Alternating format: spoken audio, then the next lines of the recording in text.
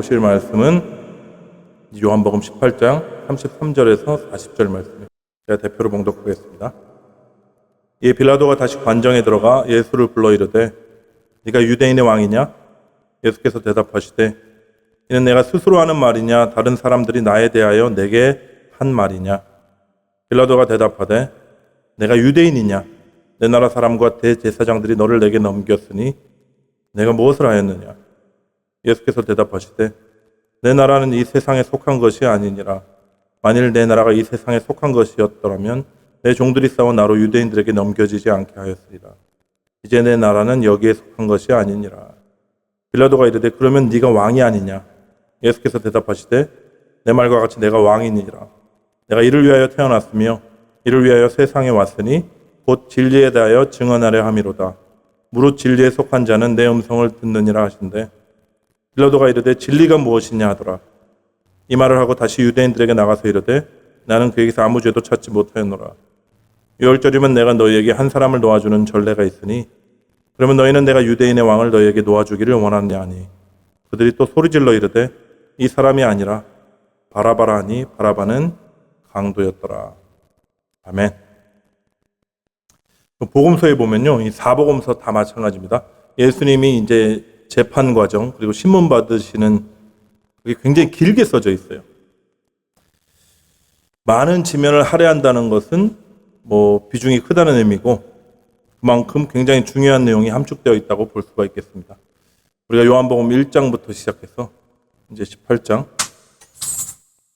예수님께서 잡히시고 신문 받는 장면까지 도달했습니다. 오늘 본문을 보면 특별히 당대 최고 권력자죠. 그 총독이었던 빌라도와 그 앞에서 무력하게 서 있는 예수 그리스도의 모습이 대비가 됩니다. 빌라도는 세계를 지배하고 있던 로마 황제에 의해서 유대와 갈릴리 지방을 다스리라고 보내진 총독이었어요. 세상 권력의 대표자라고 할 수 있죠. 당시 그가 가진 권력은 상상을 초월했다고 합니다. 사법권, 행정권, 군사권 뿐만 아니라 모든 사형 집행권도 갖고 있었고요. 유대 민족의 최고 종교 지도자인 대제사장 임명권도 가지고 있었어요. 고대 기록에 보면 이제 빌라도가 총독을 하던 그 장소가 가이사랴 마리티마라는 해변 도시였다고 합니다. 이 가이사랴가 당시 로마 제국이 이제 유대 속주 행정 수도로 지정한 곳이기 때문에 총독이 이곳에 이제 거주를 하면서 이렇게 행정 업무를 처리했겠죠. 근데 오늘 보면 빌라도가 어디 있죠? 예루살렘에 있어요. 안토니아 요새로 우리가 추정되는 예루살렘 총독 관저에서 재판을 하고 있습니다. 때는 어느 때냐? 유대인들의 가장 큰 명절. 유대인들이 3번 예루살렘에 올라오거든요. 첫 번째가 유월절, 무교절, 두 번째가 칠칠절, 오순절이라고 하는 칠칠절, 세 번째가 이제 장막절입니다. 초막절, 수장절이라고 부르죠. 근데 가장 큰 명절이라고 할 수 있는 유월절을 앞두고요. 밀란이 일어날 수 있잖아요. 사람들이 모이니까. 그래서 치안을 유지하기 위해서 가이사랴에서 예루살렘으로 온 것입니다. 여러분 한번 생각해 보세요. 총독이 당대 최고 권력자가 예루살렘 성에 입성하는 장면이 어땠을까? 수많은 군대를 거닐고 왔겠죠? 큰 말을 타고 있었을 것이고 개성가를 부르면서 들어왔을 것입니다. 이게 왜 이러고 들어오냐? 유대인들은 가시적으로 압박하고 있는 거예요. 너희들 까불면 큰일 난다. 어떻게 되는지 알지? 이렇게 보여주는 겁니다. 왜냐하면 선민의식으로 똘똘 뭉쳐있는 유대인들이 언제 반란을 일으킬지 몰라가지고 전전긍긍하고 있었거든요. 여러분, 갈기를 휘날리는 육중한 말, 큰 말하면 이게 무슨 이미지입니까? 전쟁을 상징해요. 주로 빠르고 힘이 센 동물입니다. 다시 말해 힘과 권력을 과시하는 것과 무력을 통해서 하는 그 억압을 상징합니다. 근데 우리가 기억하죠. 예수님께서 예루살렘에 입성할 때 뭘 타고 들어오셨죠? 나귀 타고 들어오셨어요. 또 어미 나귀가 아니라 아직 힘도 제대로 못 쓰는 어린 새끼 나귀 타고 들어오셨습니다. 나귀 새끼에 대충 제자들이 거죽대기를 이렇게 얹어놓고 거기 탁 올라타셔가지고 느릿느릿 걸어 들어오는 장면을 한번 상상해 보십시오. 이건 또 대비가 되죠. 어떤 이미지가 떠오르시죠? 겸손하시고 온유하신 섬김의 종, 그런 이미지가 떠오르지 않으십니까? 또 어떤 이미지? 느릿느릿 걷는 게 이제 평화롭잖아요. 그래서 어떤 위압감 같은 거를 전혀 주지 않죠. 평화의 왕으로 오시는 그 예수님을 상징합니다. 맞아요. 우리 주님께서는 이렇게 말씀하셨어요. 인자가 온 것은 섬김을 받으려 함이 아니라 도리어 섬기려 하고 자기 목숨을 많은 사람의 대속물로 주려 함이니라. 당신의 이 말씀처럼 죽기까지 복종하시는 그 순종의 종으로 지금 예루살렘으로 들어오신 겁니다. 근데 이 예수님이 누구신가요? 이분의 실체가 무엇인가요? 하나님의 아들이에요. 기름 부음 받은 자, 다시 말해 그리스도 메시아입니다. 유대인의 왕을 넘어서 모든 민족과 모든 만물의 주인이십니다. 근데 오늘 본문에 보니까 만유의 주요 만왕의 왕이신 주님께서 세상 권력 앞에서 무력하게 서 계신 거예요. 빌라도의 심판대 앞에 서서 신문을 받으시는 겁니다. 빌라도가 질문하죠. 네가 유대인의 왕이냐? 빌라도가 여러 번 질문을 하는데 계속 한결같이 이 질문해요. 네가 왕이 아니냐? 왜냐하면 늘 유대인 사이에서 이제 언제 밀란이 일어날지 모르고 예의주시하고 있던 총독 입장에서는 예수님의 소문을 들었을 거 아닙니까? 당시에 엄청난 인기를 가지고 사람들을 몰고 다니는 예수님 소문을 안 들었을 리가 없죠. 며칠 전에 아마 승리에 입성을 하시는, 예루살렘에 입성하시는 그 소식도 들었을 겁니다. 그래서 경계를 하고 있는 거예요. 근데 자기 앞에 딱 서 있는 사람을 보니까 그 행색이 너무 누추하고 초라하기 짝이 없는 거예요. 소위 한 왕국을 소유할 만한 사람과는 전혀 매치가 되지 않는 이 모습에 빌라도가 어리둥절해합니다.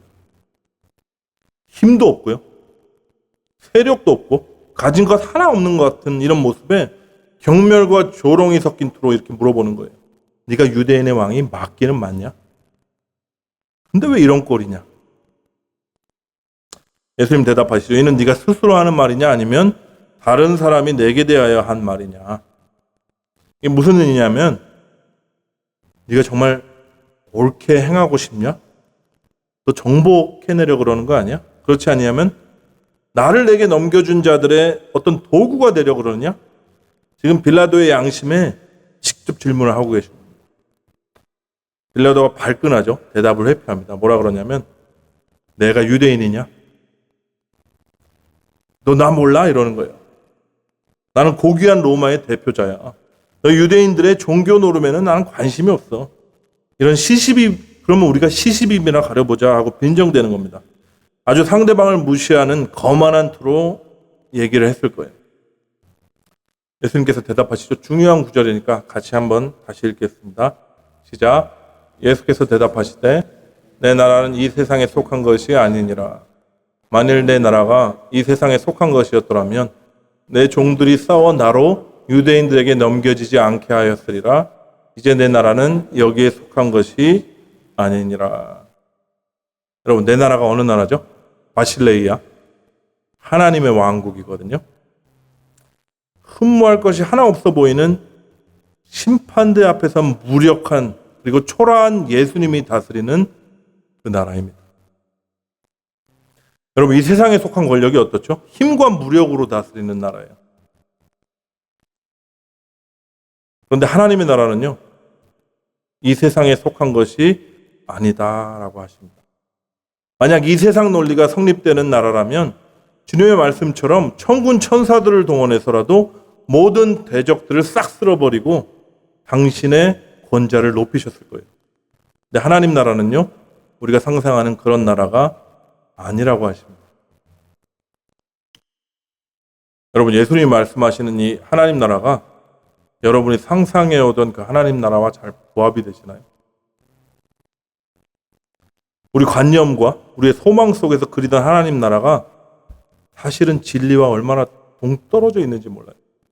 예수님을 잘 믿고 헌신하면 그 보상으로 복도 받고 형통할 줄 알았는데 현실이 그렇지 않잖아요. 그래서 이 생에서 누리는 그 권력과 영화에 대해서는 체념하게 되고요. 죽어서 가는 낙원을 소망하게 됩니다. 더 큰 보상이 있을 거야. 황금길이 깔려 있고, 입신하신 분들, 설교, 간증 들어보셨죠? 대궐 같은 집이 으리아리하게 있고, 주님과 함께 세상을 다스리는 이런 종류의 것들. 어떤 입신한 사람이 이런 얘기 다 하더라고요. 얘기한지 모르겠는데, 다이아몬드로 된 변기 뚜껑이 있다. 상상만 해도 더러워요. 투명한 변기 뚜껑. 근데 자꾸 세상에 속한 어떤 것으로 하나님 나라를 우리가 상상해요. 이게 비단 저희들의 문제만은 아닙니다. 다행이죠. 성경에 나오는 제자들도 그랬어요. 마가복음 10장에 보면 야고보와 요한이 예수님께 나와서 이렇게 물어봐요. 주님께서 모든 권력을 주시고 영광의 왕으로 앉을 때 나한테 좀 좌의정 우의정 자리 좀 주십시오. 그때 주님께서 뭐라고 대답하시냐면, 내가 마시는 잔을 너희들 마실 수 있어? 내가 받을 세례를 너희들 받을 수 있느냐? 이렇게 반문하세요. 무슨 말이냐면, 네가 하나님의 진노의 잔을 마실 수 있느냐? 세례가 뭐죠? 죽었다 살아나는 거잖아요. 네가 고난과 죽음의 세례를 감당할 수 있느냐? 이렇게 물어보시는 거예요. 그리고 이렇게 말씀하십니다. 이방인의 집권자들이 그들을 임의로 주관하고 그 고관들이 그들에게 권세를 부리는 줄을 너희가 알거니와.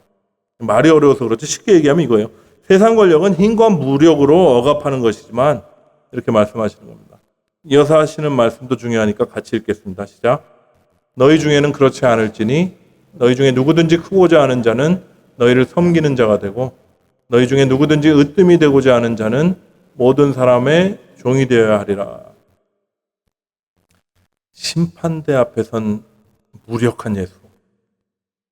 그렇지만 더없이 위엄이 있고 당당하신 주님이 통치하는 그 나라가 하나님 왕국입니다. 힘과 폭력으로 권력을 행사하는 것도 아니고 어떤 부와 명예가 보상으로 주어지는 것도 아니고요. 어떤 나라냐면 섬김과 희생, 사랑과 봉사로 왕의 자녀됨의 권세가 드러나는 나라가 바로 하나님 나라예요. 다시 본문으로 돌아가 보죠. 빌라도가 재차 묻습니다. 그러면 네가 왕이 아니냐? 예수님이 이때 드디어 자신을 나타내세요. 네 말과 같이 내가 왕이니라.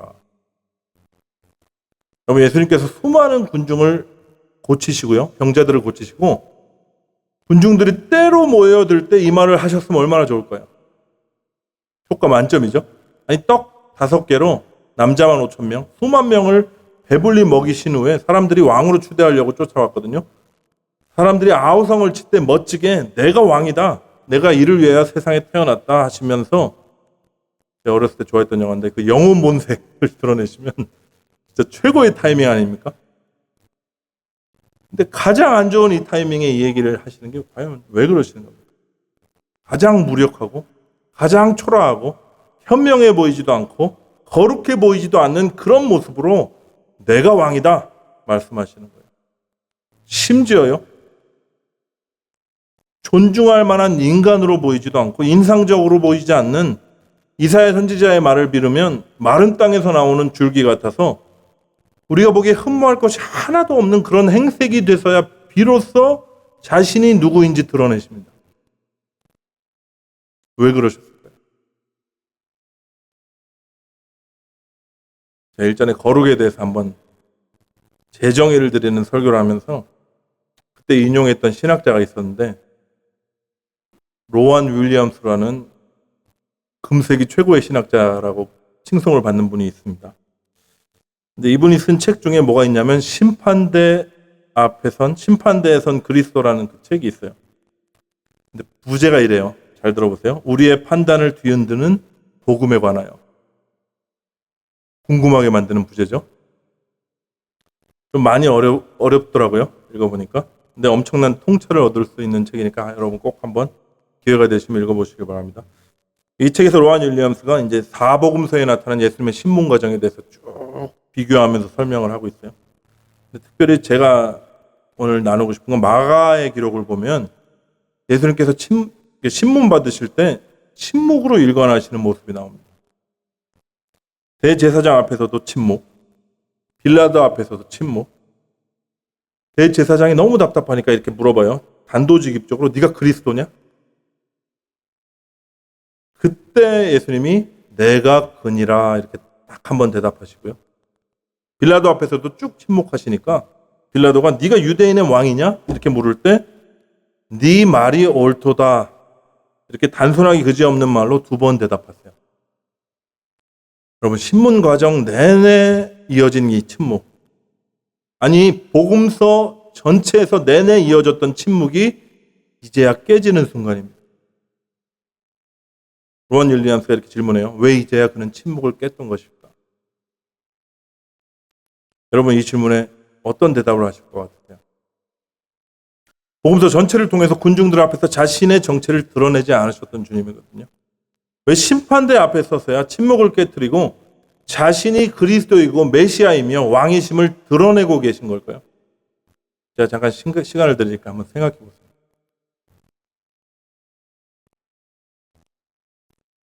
로한 윌리엄스의 대답을 제가 풀어쓰기도 어려워서 직접 한번 보십시오. 읽어드릴게요. 우리의 모든 생각에 권력을 추구하는 인간의 어떤 흔적도 남아있지 않을 때 우리는 비로소 나는 나다라는 하나님의 목소리를 들을 수 있습니다. 즉 사형을 선고받은 죄수의 입에서 저 말을 들을 때에만 우리는 하나님의 목소리를 들을 수 있으며 그 뜻을 헤아릴 수 있습니다.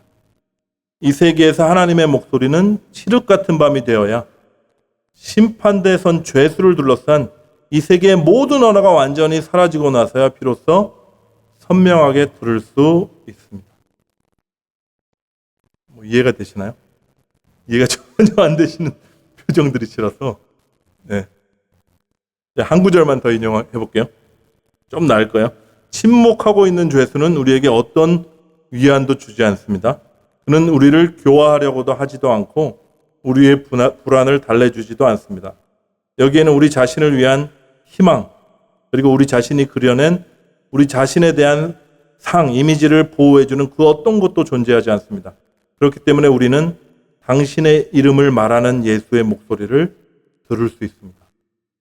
예수가 법정에서 침묵을 깬 이유는 바로 그 순간이 자신이 말하는 것이 사람에게 들릴 수 있는 유일한 순간이기 때문입니다. 맞아요. 우리의 모든 기대, 헛된 욕망이 투영된 그 그리스도, 우리가 바라는 메시아가 무너지고 사라지는 그 순간에 우리는 참 그리스도의 말씀을 들을 수가 있습니다. 예수님이 누구신지, 그리고 그분이 다스리는 왕국이 어떠한지 그 진리가 비로소 들려올 수 있다는 거예요. 그래도 이해가 안 되시는 표정을 하시는 분들은 비싸지 않으니까 책을 꼭 사셔서 정독하시고, 돈이 없다 그러면 저에게 말씀하시면 제가 빌려드릴게요. 일단 다시 본문으로 돌아보겠습니다. 본문 37절 전체를 함께 봉독할게요. 시작. 빌라도가 이르되 그러면 네가 왕이 아니냐? 예수께서 대답하시되 네 말과 같이 내가 왕이니라. 내가 이를 위하여 태어났으며 이를 위하여 세상에 왔으니 곧 진리에 대하여 증언하려 함이로다. 무릇 진리에 속한 자는 내 음성을 듣느니라 하신대. 예수님 기도하실 때, 그리고 마지막 설교하실 때도 계속 강조했던 이 속함을 또 말씀하세요. 예수님께서 지금 진리를 말씀하시는데 내가 그리스도다, 내가 왕이다, 이를 위하여 내가 세상에 왔다, 이렇게 말씀하세요. 여러분, 진리가 뭐죠? 예수 그리스도 자신이십니다. 예수님께서 내가 곧 길이요 진리요 생명이다 말씀하셨어요. 그분이 진리 그 자체입니다. 그렇다면 진리에 속한다는 것은 무엇일까요? 진리 되신 그리스도의 말씀을 듣는다는 거예요. 무릇 진리에 속한 자는 내 음성을 듣느니라. 요한복음 6장에 보니까 예수님께서 내가 너희에게 이른 말이 영이요 생명이다 이렇게 말씀하셨거든요. 이제 중요한 질문 앞까지 우리가 도달했습니다. 지금까지는 어떻게 했죠? 빌라도가 예수님께 질문하고 예수님이 답변했어요. 이 과정을 우리가 쭉 봤는데 지금 하는 질문은 주님께서 우리에게 물으시는 겁니다. 너는 세상에 속한 자냐? 아니면 진리에 속한 자냐? 이런 질문인 것 같아요. 너는 말을 타겠냐 아니면 나와 함께 나귀를 타겠냐? 너는 힘과 권력이 진리인 이 세상에 속하겠냐 아니면 겸손과 섬김으로 세상을 섬겨 나가는 진리에 속하겠냐? 너는 심판하고 판단하는 자리에 앉겠냐 아니면 나와 함께 심판대 앞에 서겠냐? 주님 물으십니다. 빌라도는 이 질문 앞에서 오히려 반문했어요. 진리가 무엇이냐? 이게 진리를 알고 싶어하는 구도자의 질문이 아니라 일종의 조롱입니다. 네 꼴을 봐라. 진리가 뭐 밥 먹여주냐? 이런 뉘앙스로 얘기한 거예요. 근데 여러분 주님의 질문 앞에 어떻게 대답하시겠습니까? 빌라도는 세상 권력의 대표예요. 우리가 선망하는 모든 권력과 명예와 부와 힘을 가지고 있습니다. 반면에 예수님은 세상이 증명하고 싶어하는 그 권력은 전혀 안 갖고 계세요. 근데 여러분 잘 보십시오. 빌라도는 우왕좌왕이에요. 유대인들의 눈치 보랴. 또 다른 복음서에 나오거든요. 꿈자리가 뒤숭숭한 마누라 신경 쓰랴. 안절부절 못합니다. 근데 우리 주님 보십시오. 꼿꼿하세요. 하나님의 뜻을 따름에 있어 한치의 물러섬도 없으십니다. 빌라도는 또한 두려워해요.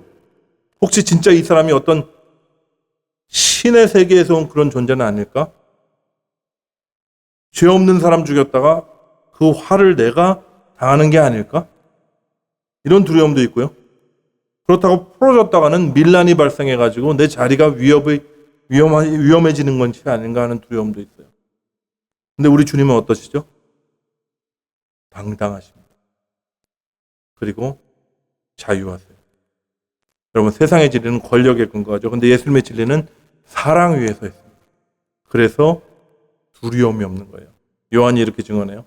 사랑 안에 두려움이 없고 온전한 사랑이 두려움을 내쫓으니 두려움에는 형벌이 있음이라 두려워하는 자는 사랑 안에서 온전히 이루지 못하였느니라. 대단히 중요한 말씀이에요. 사랑 안에는요. 두려움과 공포가 없습니다. 억압도 없고 폭력도 없습니다. 다시 한번 여러분께 물을게요. 여러분은 누구 편에 서실 겁니까? 아니 여러분은 지금 어디 속해 있으신가요? 여러분이 내가 진리에 속했다 이렇게 대답하실 수 있다면 그렇다면 예수님과 함께 당당하게 심판대 앞에 서실 수 있습니까? 여러분 예수님 편에 선다는 게 뭘까요? 그 의미는 우리도 주님 계신 곳에 같이 있는다는 의미예요. 주님을 따른다는 것이 그렇게 낭만적인 것도 아니고 그렇게 영웅적인 것도 아닙니다. 우리도 주님과 함께 심판대 앞에 서야 한다는 의미고요. 주님과 함께 욕먹어야 된다는 의미고 때로는 조롱당하며 때로는 침뱉음을 당하면서도 사랑으로 품어야 된다는 얘기예요. 내가 도망가고 싶어도 벌벌 떨면서도 주저앉고 싶어도 주님 가시는 곳이기에 함께 가는 겁니다.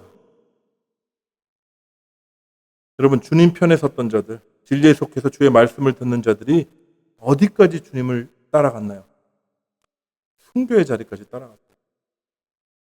남이 그들에게 띠띠우 공회에 넘기고 주님의 말씀처럼 채찍질하는 자리까지 우리 주님이 가시니까 울면서 같이 갔어요. 주님의 제자들도 그랬고 그들의 말씀을 듣고 진리에 속했던 초대교회 성도들도 그랬고 그 믿음의 길을 따른 수많은 선조들이 순교의 자리를 마다하지 않았습니다. 왜냐하면 그들은 그리스도를 따르는 삶의 핵심이 그리스도를 자신들의 통치자로 받아들이고 순종하는 것이 무엇인지 삶을 통해서 보여준 거예요. 초대교부 중에 많이 들어보셨을 텐데 폴리캅 주교라는 분이 있었습니다. 평생을 80세를 넘게 주님을 섬겨온 신실한 주교였어요. 그러니까 주 156년에 이제 체포되어가지고 서머나에 있는 원형 경기장으로 끌려갔습니다.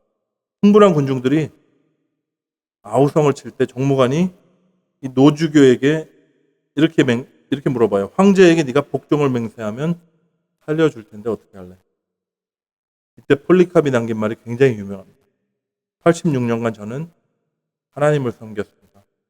그리고 그분은 제게 어떤 해도 입히지 않으셨습니다. 어찌 저를 구원하신 왕을 모독할 수 있겠습니까? 다시 한번 순종을 맹세하라고 마지막 기회라고 소리를 치는 정무관에게 폴리캅이 마지막으로 남긴 말이 이거예요. 저는 그리스도인입니다. 여러분 그리스도인이신가요? 그렇다면 저와 여러분은 어디까지 주님과 함께 가야 됩니까? 순교의 자리까지 주님 가시면 가는 거예요. 순교자들이 선 심판대 앞에 우리가 서야 할 줄 저는 믿습니다. 어떤 영웅적인 순교를 통해서 어떤 다른 권력을 영위하는 것이 아니라 우리의 이 지루하고 반복되는 일상 가운데 힘과 폭력으로 주어지는 세상 권력으로부터 우리가 자유로워지는 것. 이 세상이 돌아가는 방식, 우리에게 요구하는 방식을 거부하는 겁니다. 우리 자신의 권태로움이 있죠. 이 권태를 신앙과 믿음이 전복시키고 보상해 주리라는 이 기대를 우리가 누르고요. 평범한 일상을 주님과 함께 살아가는 것입니다. 그리고 때로는 세상이 우리를 욕하고 세상이 우리를 때린다 해도 우리가 침묵하면서 오히려 끌어안고 사랑하는 삶. 그것이 참 순교적인 삶입니다. 한번 영웅적으로 그냥 기름 확 붓고 죽는 것은 어쩌면 쉬워요.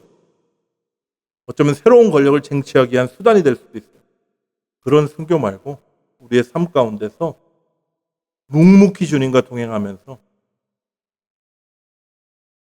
세상을 품고 사랑하며 인내하며 걸어가는 것이 참 순교적인 삶인 줄 여러분 믿으십시오. 이 시간 제가 히브리서 11장 믿음의 선조들의 이 구절을 읽고 함께 잠깐 짧게 기도하고 찬양으로 나가도록 하겠습니다. 또 어떤 이들은 조롱과 채찍질 뿐만 아니라 결박과 옥에 갇히는 시련도 받았으며 돌로 치는 것과 톱으로 켜는 것과 시험과 칼로 죽임을 당하고 양과 염소의 가죽을 입고 유리하여 궁핍과 환난과 학대를 받았으니 이런 사람은 세상이 감당하지 못하느니라.